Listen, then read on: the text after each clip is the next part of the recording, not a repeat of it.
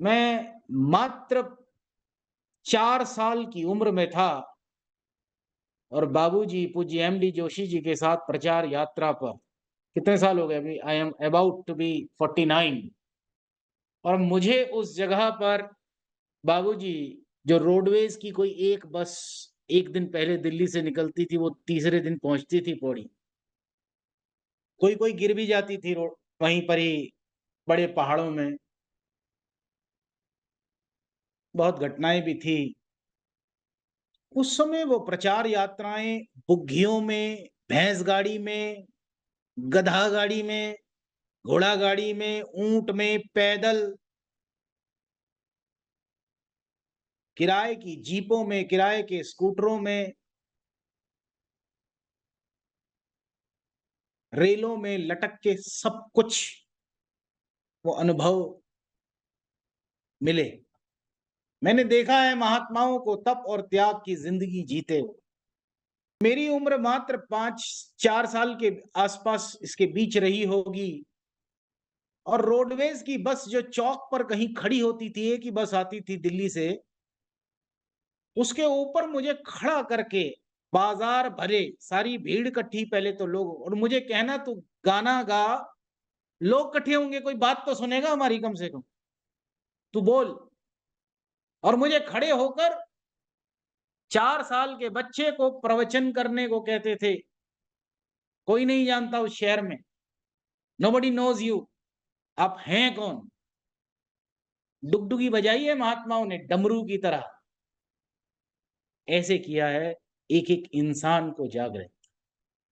मैं अभी भी पौड़ी के उस जगह को याद करता हूँ तो आँखों से मेरे आँसू भर जाते हैं कि देखो संतों की वो त्याग भूमि। इस पृष्ठभूमि को कोई पुराना देखेगा ना, आज तो दिखता है पहलवान कितना खाता है, इतना दूध पी जाता है, इतनी डाइट है, इतना सब कुछ है।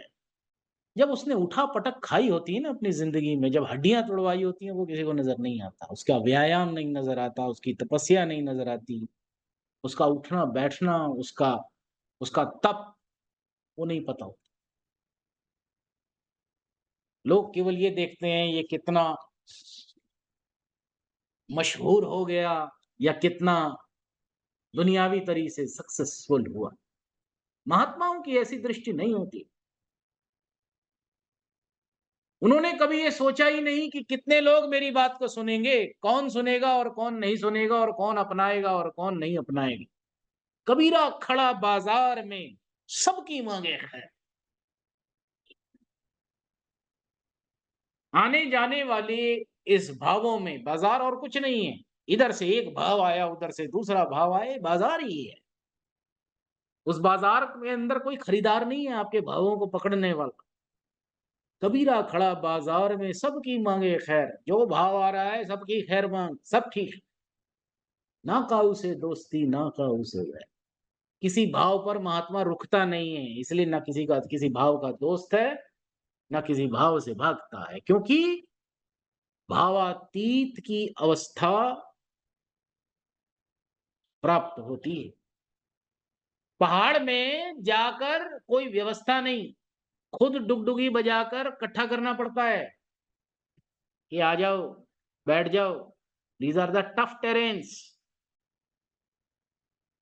इतना आसान नहीं होता।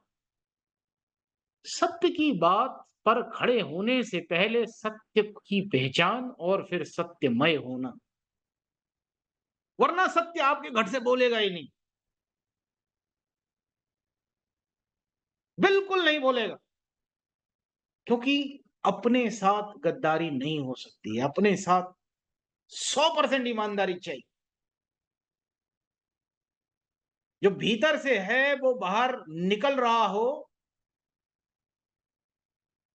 ऐसा करने का प्रयास नहीं करना पड़ता। फूट-फूट कर निकलता है, जैसे माँ के अंदर से कहीं किसी स्कूल कॉलेज में नहीं जाती है वो सीखने के लिए ममता को, वो अंदर से फूट-फूट कर निकलती है, क्योंकि उसके अंदर होता है। तो जिसके अंदर है उसके अंदर से निकले। जिसके अंदर नहीं है उसको व्यवस्था बनानी पड़ेगी कहने की, कि मैं शब्दों का चयन करूँ, यहाँ देखूँ, वहाँ देखूँ, कुछ नहीं होते शब्द। एक बात बताऊं आपको, संत का कोई संस्थान नहीं होता, संत की कोई संस्था नहीं होती। जब ये कहा जाता है कि जात ना पूछो साध की, इसके क्या मायने? खाली जात पात की बात की है क्या? जाति का मतलब एफिलिएशंस टू एनीथिंग है। जात न पूछो, जो भी बाहर से आवरण कोई किसी भी तरह का लगा है, भाई ये संस्थान विशेष का है, ये प्लेटफॉर्म विशेष का है, ये यहां है। क्या संत कबीर जी का कोई संस्थान है क्या? जात ना पूछो साध की, पूछ लीजिए ज्ञान। कौन पूछ रहा है ज्ञान? कौन पूछता है ज्ञान को? लोग एफिलिएशन पूछते हैं, आप कहां से हैं कहां से नहीं है। मैंने कहा भाई, मैं तो गुरु नानक देव जी महाराज की उस बात को लेकर चलता हूं। किसी ने पूछा हो कौन? हिंदू ना है, मुस्लिम भी ना है, पंज तत्व दा पुतला नानक मेरा नाम। देखो, मेरे पांच तत्व के पुतले शरीर का नाम तो नानक है, लेकिन आप मुझे जो भी बोलोगे मैं हूं ही नहीं हूं। इसलिए जिसने संत की जात पूछी है, और मैं एक अनुभव मेरा रहा है, जिसने भी संत का कद पूछा है उसका अपना कद चला गया है। ये फैक्ट है, क्योंकि वो नॉन सीरियस सब स्टूडेंट है। जो सीरियस स्टूडेंट होगा वो टीचर ने कौन सी पैंट कल पहनी थी और कौन सी पैंट आज पहनी है उस पर बहस नहीं करता है। और ये दूसरी तरफ भी ठीक है, जो टीचर पढ़ाता नहीं ना ठीक से, वो हाजिरी बहुत लेता है। और हाजिरी लेने में अगर 50 मिनट की क्लास है तो 45 मिनट हाजिरी लेता रहता है। ये भी पूछता है कल क्या किया, कल कहां गया था, परसों की सुना, क्योंकि उसको विषय पर बात ही नहीं करनी। और जो विषय को जानने वाला टीचर है, पंडित जी, जो शिक्षक शिक्षा के प्रति ईमानदार है ना, उसको हाजिरी लगाना याद भी नहीं रहता, और उसके लिए हमेशा समय कम पड़ जाता है। वो कहां से शुरू करता है और कहां से खत्म करता है, सिर्फ खत्म करने की जगह ही नहीं बचती है, क्योंकि वो विषय हो चुका है, उसके रोम रोम से बोलता। हर घट राम बोले, राम बिना को बोले रे।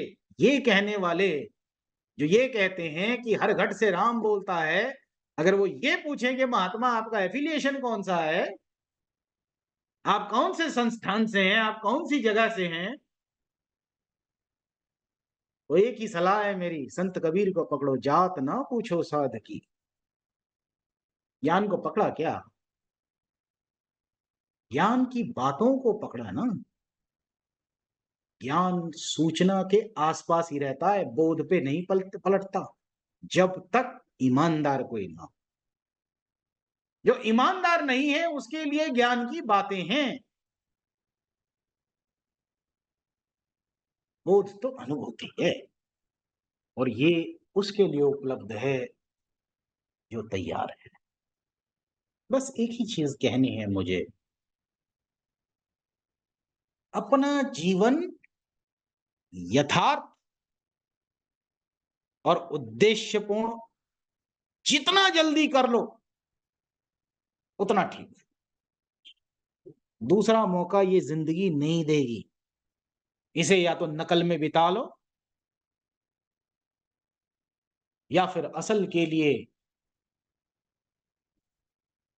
खड़े हो जाओ कि मुझे अपने आत्म अनुभूति, अपने आत्म परिचय और उससे ऊपर आत्मबोध, जब तक मुझे आत्मबोध नहीं होगा मेरी साइकिल, मेरी बात खत्म नहीं होती। जन्मों जन्मों में पता नहीं कितने रिश्तेदारी थी मेरी, कितने लोग रहे हैं। अगर मैं cyclic process of birth and death को बिलीव करता हूं, तो कितने रिश्तेदार मेरे रहे होंगे, कितनों का मैं पिता, कितनों का पति, कितनों का बच्चा रहा होगा, कितने क्या रहा होगा। आज तो याद नहीं आते ना, कहाँ चले गए वो रिश्ते सारे। जिसके लिए मकान भी बनाए होंगे, मान लो बिल ही बनाए होंगे, बिल बनाया होगा किसी रूप में, बिल बनाया होगा, माद बनाई होगी, वट, कुछ तो किया ही होगा, प्रेम तो होगा ही। अगर आज भी वही काम करके निकलना है तो बेकार है।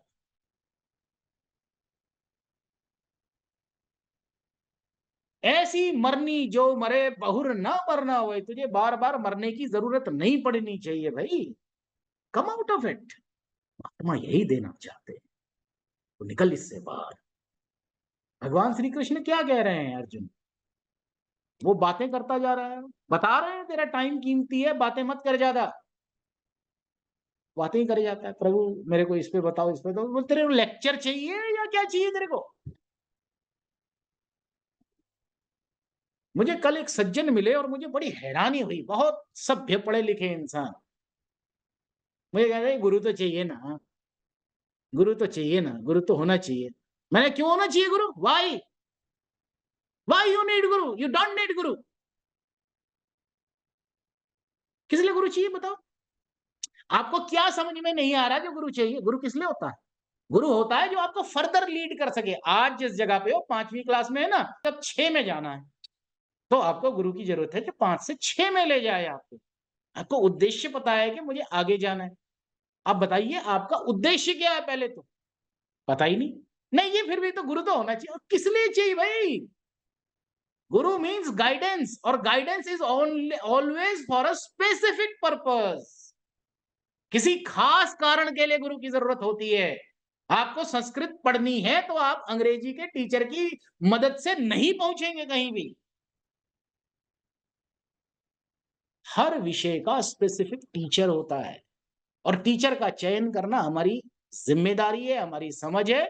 जब तक कि हमें लल्ला लल्ला लोरी टाइप की स्टोरी ना सुननी हो, जो कि नर्सरी केजी में सुननी होती है। उसे कुछ भी सुना दो, सब सुनता है, क्योंकि उसको तो भागना है बस। ये विषय लल्ला लल्ला लोरी की नहीं है। शिष्य का परम अधिकार है कि वो अपने गुरु को चयन करे। दुनियावी दृष्टि से भी जो मैच्योर्ड स्टूडेंट है वो ये देखता है कि मुझे इस स्पेशलाइजेशन का टीचर कहां मिलेगा। यूनिवर्सिटी को जाएगा तो क्या करेगा? स्पेशलाइजेशन सब्जेक्ट का देखेगा। भाई इनके पास क्या स्पेशलाइजेशन है, जिस करंट रिसर्च को मैं कर रहा हूं वहां हेल्पफुल है भी कि नहीं है। अगर नहीं है तो क्या गुरु करना है आपको क्या? You want reach anywhere. तो मैंने कल ये बात उनसे पूछी, आपको काहे को गुरु चाहिए? जब आप उस कक्षा से आगे बढ़ चुके हो, निकल चुके हो, तो बात खत्म हो गई। आपको गुरु वहां तक चाहिए जहां आप बेसहारे हो, आपको क्लियर नहीं है, क्लैरिटी नहीं है, आपके अंदर जागृति नहीं है, आप अभी भी दूध के दांत टूटे नहीं है, हाथ पकड़ के चाहिए कि कोई जो है वो बोतल मुंह में पकड़ा दे, हाथ पकड़ के लेते जाओ। When will you grow? आपके भीतर गुरु कब प्रकट होगा भाई? जो गुरु तेरे भीतर प्रकट नहीं हो सकता है, अगर शिष्य प्रकट नहीं हुआ तो गुरु भी प्रकट नहीं होगा। It has to be like that. तो गुरु की जरूरत केवल उसको है जिसको पहले अपना सब्जेक्ट का पता है, और ये पता है कि मैंने कहां तक जाना। आप पूछ के देखिए 99% लोगों को, उन्हें यही नहीं मालूम उन्हें क्यों चाहिए। वो जी कोई तो सहारा होता है। आप अंधे हैं जो आपको लाठी चाहिए क्या? क्या कोई लंगड़ा लूला है कि बैसाखी चाहिए आपको? Do we need that? It is not required. गुरु चाहिए, लेकिन वो गुरु जो आपके भीतर से बोले।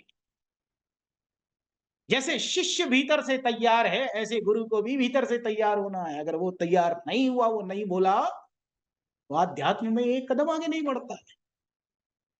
सामान्य किताब में भी अगर कोई ज्यादा आपकी सिफारिश करे, थोड़ा ज्यादा बच्चा जल्दी जल्दी टॉफी लाके दे कि मैडम कल जन्मदिन था, आज मम्मी का जन्मदिन है, आज चाची का है, और पढ़े ना बिल्कुल भी, तो क्या करोगे आप? क्या करते हो क्लास में? चलो बताओ। जो आपके सिफारिश करे, ज्यादा पांव दबाए, आप उसको विषय देती हैं या जो ईमानदार होता है उसके समय साथ समय देती हैं? बताइए, क्या मन करता है आपको? हाँ, जो ईमानदार होता है, मेहनत यस, करता है। ये बस बस बस, जो ईमानदार है वो ही पाएगा। सोई सेवक प्रियतम मम सोई, ये सब क्या चीजें ईमानदारी के लिए तो है। मम अनुशासन, मेरा अनुशासन क्या है? मेरा अनुशासन व्यवस्था नहीं है, मेरा अनुशासन सर्विस। देखो अनुशासन किस लिए होता है? कि गाड़ी सीधी चलती रहे। अनुशासन ये है कि ट्रेन अपनी पटरी से इधर और इधर ना जाए, अपने गंतव्य की तरफ जाए, वो अनुशासन है।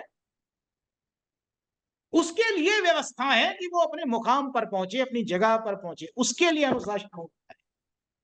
अनुशासन के लिए ऑब्जेक्टिव नहीं होता है, ऑब्जेक्टिव के लिए अनुशासन। और अनुशासन ये है कि अपने गंतव्य पर पहुंच जाए।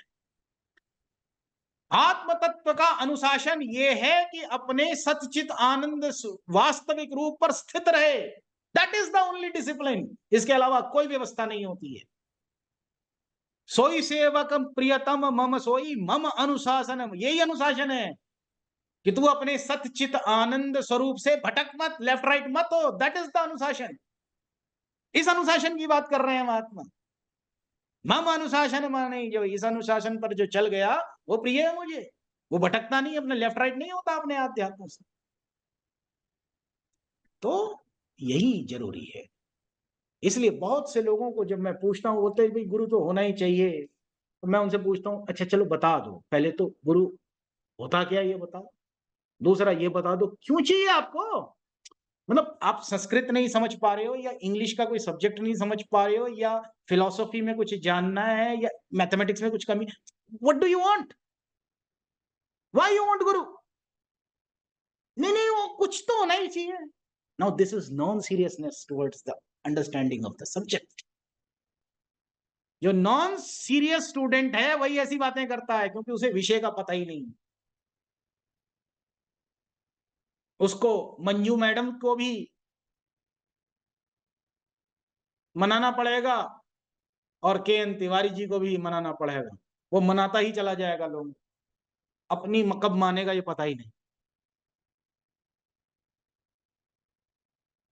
ठहरो प्लीज, पॉज, अपनी जरूरत को समझे, मुझे जरूरत किसकी है, अपने सब्जेक्ट के प्रति ईमानदार रहना। ये कहो कि हाँ मुझे यहां तक मिल गया है, तत्वबोध के बाद कोई गुरु नहीं हो सकता है। Please understand that is the last limit. और वो तत्वबोधी महात्मा होता है जो तत्वबोध देता है। There is no Guru after that. No Guru can exist once तत्व इज रिवील्ड। तत्वबोध के बाद कोई गुरु नहीं रह जाता है, मगर बोधि हो, क्योंकि उसके बाद एक ही यात्रा रहती है, और वो यात्रा तत्क्षण ऐसे भी हो सकती है, और वो है तत्वबोध से ब्रह्मबोध, और ब्रह्मबोध से आत्मबोध। That's all. बहुत कर भी लोगे गुरु, सब्जेक्ट तो स्वयं चलोगे या नहीं चलोगे, या वो भी गुरु जी को एग्जाम देने दें। आपको बैठना पड़ता है क्या स्टूडेंट की जगह एग्जाम देने को? नहीं चलेगा वो, नहीं चल सकता वो। Examination has to be by the student, has to be addressed, has to be undertaken.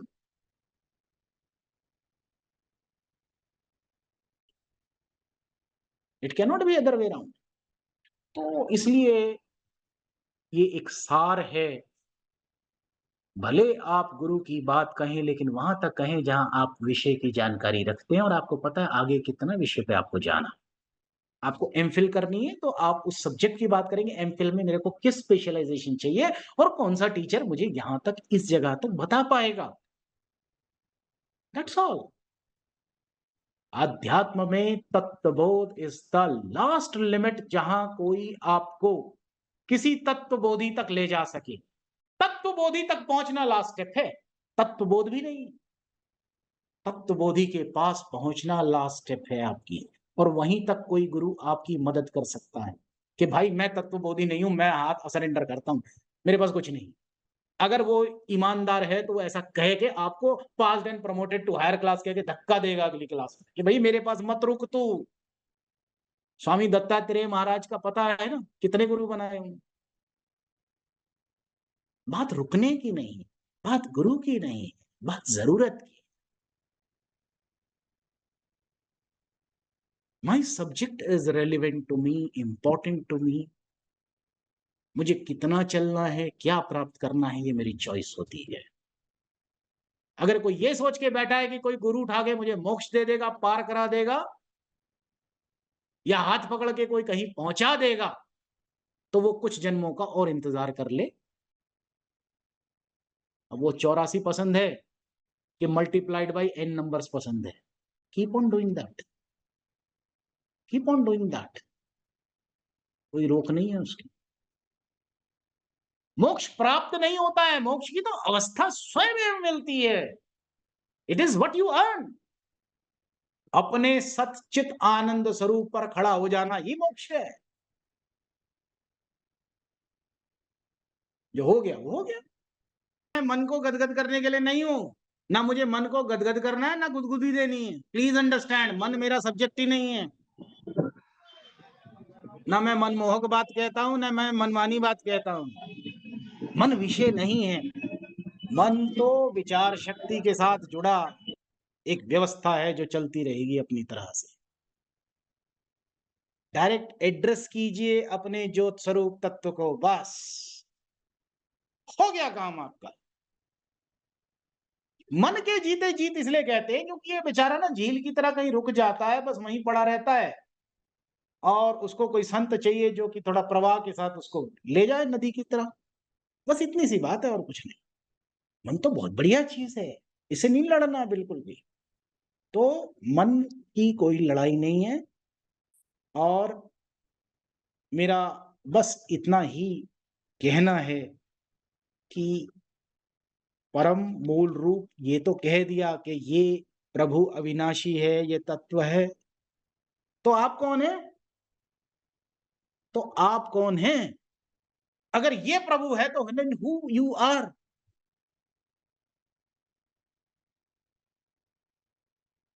फिर तो प्रभु से अलग हो गए, आपको इस अलग सत्ता हो गई, जबकि एको ब्रह्म द्वितीयो नास्ति कह रहे हैं आप।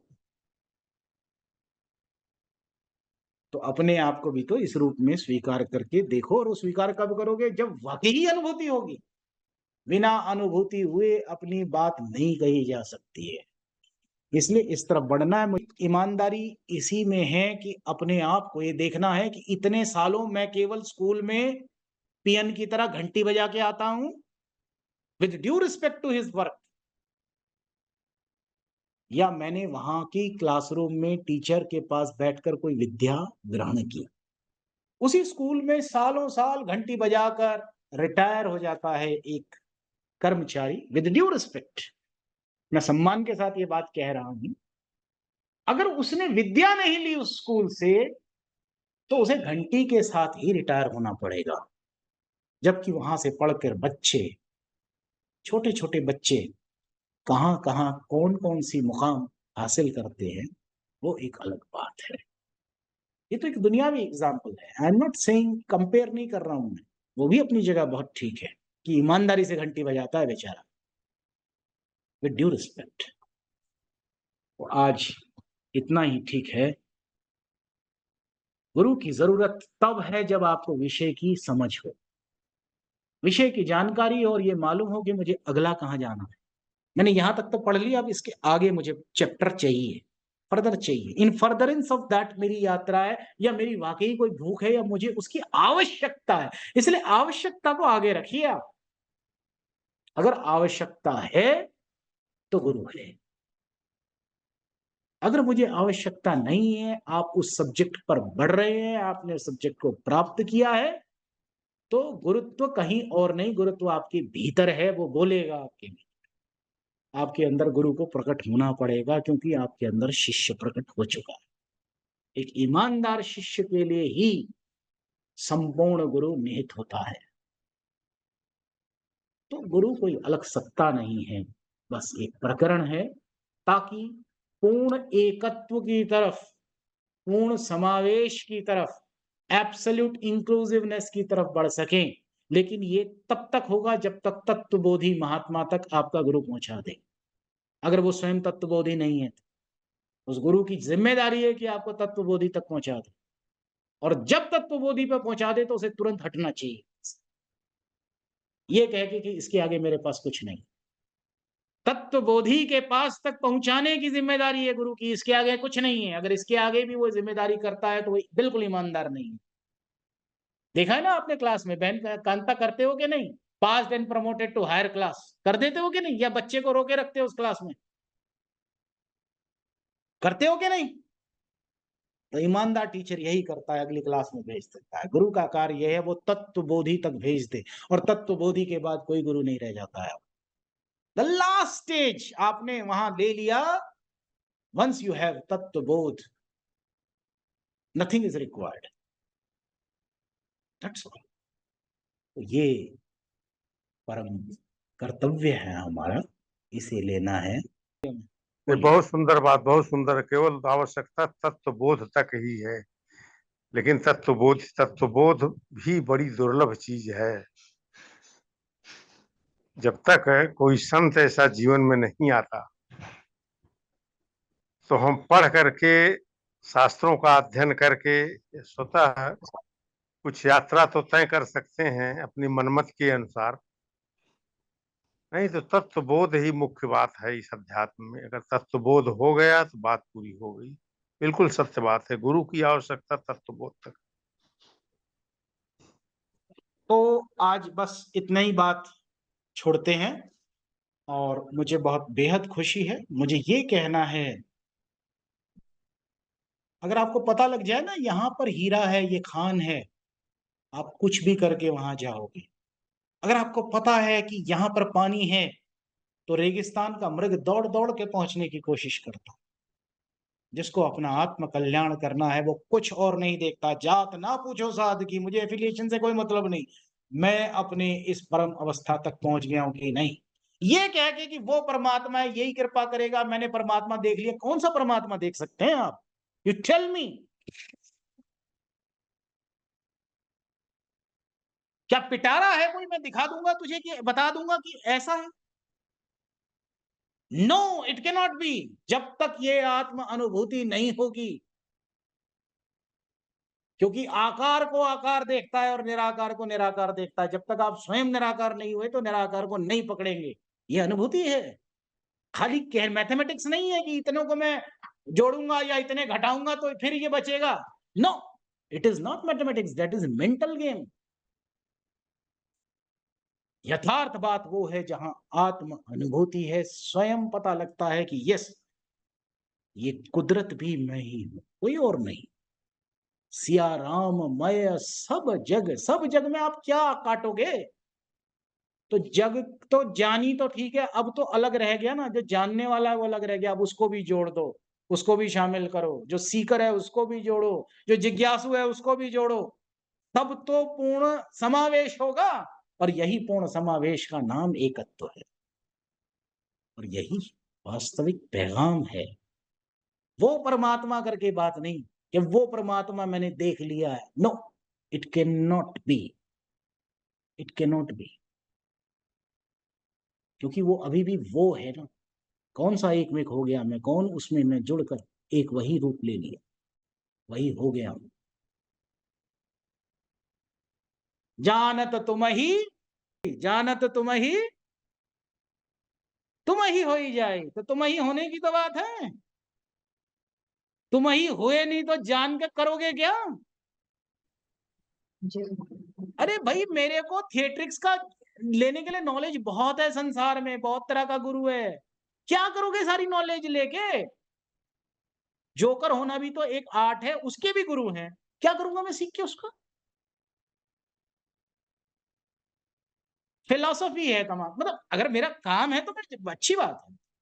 जो मेरा सब्जेक्ट ही नहीं है, जिस विषय की मुझे जरूरत नहीं है, पहले अपने विषय को पकड़ना, अपनी जरूरत को पकड़ना, this is most critical aspect. जैसे पीएचडी में अपने सब्जेक्ट को पहचानना मोस्ट क्रिटिकल एस्पेक्ट है। अगर आपने अपनी प्रॉब्लम को समझ लिया कि आपकी प्रॉब्लम क्या है, वही पीएचडी आपको दे देता है। क्रिटिकल पॉइंट को पकड़ ले कि मेरी जरूरत क्या है। मुझे सच्चित आनंद पूर्ण स्वरूप में ऐसे ही अपने स्थापित रूप को, अवस्था को प्राप्त हुआ, बस खत्म बात। और ऑलरेडी है, उसको जानना है। उसको जानना कैसे है? ज्ञान से नहीं, बोध से। बोध और ज्ञान में फर्क है। मेंटल गेम से नहीं जानना, वो ज्ञान हो जाता है। ज्ञान बुद्धि और मन का विषय है, बोध मन का विषय नहीं है, क्योंकि आध्यात्म मन का विषय नहीं है। It directly addresses you the soul, सीधा खड़काता है उसको। घूंघट के पट खोल संवरिया, जो घूंघट के पट खोल देना, बस वही राग असली भैरवी है, वही राग है, वही वही जगाएगा, वही काम करेगा। सुन के बहुत ही आनंद आ रहा था, क्योंकि अब तो आपने आनंद में ही कर दिया। संतो इसके ऊपर तो कुछ है ही नहीं, क्या बोला जाए। आपने तो आनंद में ही कर दिया, जो कमी थी वो पूरी कर दी। और अंग संग जो था, कहते थे, लेकिन अब देखते हैं, इसी में रहते हैं, खाते पीते उठते बैठते। इस आनंद में वाकई आप जी ने कर दिया। नहीं तो पहले तो दूर समझते थे, हाँ सत्संग में जाएंगे तब वहां मन लगेगा। अब तो मन बेचारा तो कहीं किसी कोने में ही हो गया। और आनंद की टोकरी आपने जो है पकड़ा दी ना, वाकई उस आनंद के मजे में ही रहते हैं। उठते बैठते खाते पीते सोते जागते सब में इसी को रूप को देखकर बहुत ही आनंद आता है, जिसमें इसके ऊपर तो कुछ बोला ही जा ही नहीं सकता। क्या बोले। आपने तो पूरा आनंद के ढेर के बीच में ही बिठा दिया कि ये आनंद है, इसे आनंद कहते हैं। ये आत्मा और परमात्मा एक ही है, इस एक के साथ एक में कर दिया। अब उठते बैठते सोते जागते भी इसी इसी के ही इसी के सपने आते हैं, इसी में रहते हुए यही आनंद ही आनंद है। वाकई जिस काम के लिए आई थी वो काम पूरा, पहले अधूरा था, आप जी ने पूरा पूरा कर दिया। तो अब इस आनंद के ऊपर तो कुछ है ही नहीं बोलने का। तो वाह दादी वाह वाह वाह। तो इसी आनंद में रखना, बस यही विश है इस आत्मा की। नमन। जो बन गया ना आनंद में, उसने कहीं भागना नहीं है। जी जी जी। Once for all, done done. हो रोम गया तो हो रोम गया, आपका। सुहागन हो रोम गई तो रोम। हो गई, लगा दिया एक बार किसी ने, बस हो गया काम खत्म, दैट्स ऑल, इट्स डन, शुक्राना। इट्स शुक्राना। डन, हो गया। आनंद पे रोम आ रोम। मेरी माहे, हो गया काम, हो गया। शुक्राना। तो ऐसा ही करना है, ठीक है। अब कहना सुनना बहुत हुआ, कहीं तो रुकेंगे ही ना, शब्दों को रुकना है। आप मत रुकिए, भले आप शब्दों से परे जाइए ना, यही तो करना है। और चले गए शब्द क्या है, कुछ नहीं। अपना ही नहीं रहा तो अपने से भी परे नहीं रहा, तो ठीक है।